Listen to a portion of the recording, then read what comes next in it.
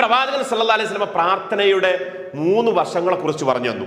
പ്രാർത്ഥനയ്ക്ക് 3 കാര്യങ്ങളുണ്ട്. ഒന്ന്, നിങ്ങൾ പ്രാർത്ഥിക്കുമ്പോൾ ആ പ്രാർത്ഥനക്ക് ഉത്തരം ലഭിക്കും. രണ്ടാമത്തേത്, നിങ്ങൾക്ക് ഉത്തരം കിട്ടിയില്ല എന്ന് വിചാരിക്കുക. ഇപ്പൊ പല ആളുകളുടെയും പരാതി എന്താണെന്ന് ചോദിച്ചാൽ, പ്രാർത്ഥിക്കുന്നു പക്ഷെ പ്രാർത്ഥനക്ക് ഉത്തരം കിട്ടുന്നില്ല. എത്ര പ്രാർത്ഥിച്ചിട്ടും ഉത്തരം കിട്ടുന്നില്ല എന്ന പരിഭവം പല ആളുകളും ഇങ്ങനെ പറഞ്ഞുകൊണ്ടിരിക്കുന്നത് നമുക്ക് കാണാൻ കഴിയും. എന്നാൽ പ്രാർത്ഥനയെക്കുറിച്ച് പ്രവാചകൻ സല്ലല്ലാഹു അലൈഹി വസല്ലം നമുക്ക് വിശദീകരിച്ചു തന്നത് 3 വശങ്ങളുണ്ട് അതിന്. ഒന്നുകിൽ നമ്മൾ പ്രാർത്ഥിച്ചാൽ ഉത്തരം ഉടനെ കിട്ടും, ഇല്ലെങ്കിൽ പ്രാർത്ഥിച്ച് ഉത്തരം കിട്ടുന്നില്ലെങ്കിൽ നമ്മുടെ പല പരീക്ഷണങ്ങളും അള്ളാഹു അതുവഴി നീക്കും.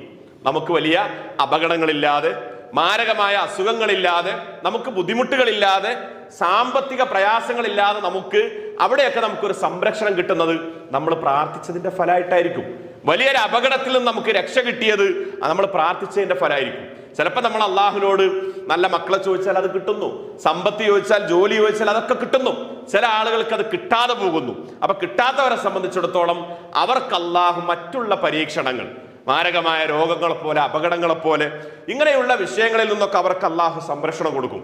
ഇനി പ്രവാചകൻ സല്ലല്ലാഹു അലൈഹി വസല്ലം 3-ാമത്തേത് പറഞ്ഞത്, ഒന്നുകിൽ ഉത്തരം കിട്ടും, അല്ലെങ്കിൽ രണ്ടാമതായിട്ട് നമ്മുടെ പല അപകടങ്ങളിൽ നിന്നും രോഗങ്ങളിൽ നിന്നൊക്കെ അള്ളാഹുവിന്റെ രക്ഷ കിട്ടും. ഇനി ഇത് രണ്ടും ഇല്ല എന്ന് വിചാരിക്കാം. 3-ാമത് റസൂൽ സല്ലല്ലാഹു അലൈഹി വസല്ലം പറഞ്ഞത്, നാളെ പരലോകത്ത് വലിയ ഒരു നിധിയായിട്ട്, നമ്മൾ ഈ പ്രാർത്ഥിക്കുന്നതൊക്കെ മല പോലെ നിധിയായി, കൂമ്പാരമായിട്ട് അള്ളാഹു നമുക്ക് നൽകുന്നതാണ്. ഇനി നമ്മൾ ഇതിന്റെ ഒരു മറുവശം നോക്കേണ്ട എന്താണ്? ചിലപ്പോൾ ചില ആളുകൾ അവർ പ്രാർത്ഥിച്ചിട്ട് എന്തുകൊണ്ടാണ് അവർക്ക് ഉത്തരം കൊടുക്കാത്തത്? അപ്പൊ ചില ആളുകൾക്ക് അള്ളാഹു ചോദിക്കുന്നത് അപ്പ കൊടുത്താൽ അതുകൊണ്ട് വലിയ അപകടം സംഭവിക്കാനുള്ള സാധ്യതയുണ്ട്. ചില ആളുകൾ അതുവഴി വഴി തെറ്റാനുള്ള സാധ്യതയുണ്ട്.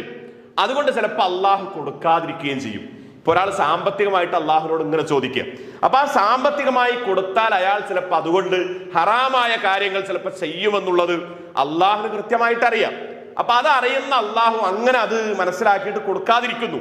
അപ്പൊ ഇതാണ് പ്രാർത്ഥനയുടെ 3 കാര്യങ്ങൾ. ഇനി നമ്മൾ ചിന്തിക്കുമ്പോൾ നബി കരീം സല്ലല്ലാഹു അലൈഹി വസല്ലം പറഞ്ഞു, വലാ യറുദ്ദുൽ ഖലാഅ ഇല്ല ദുആ. നമ്മുടെ പ്രാർത്ഥന കൊണ്ട് നമ്മുടെ വിധികളെ വരെ മാറ്റിമറിക്കാൻ കഴിയും. അള്ളാഹു തീരുമാനിച്ചൊരു വിധിയെ പോലും ഈ പ്രാർത്ഥന വഴി മാറ്റിമറിക്കാൻ സാധിക്കുമെന്നുള്ളത് റസൂലുള്ളാഹി സ്വല്ലല്ലാഹു അലൈഹി വസല്ലമയുടെ ഒരു വാക്യമാണ്.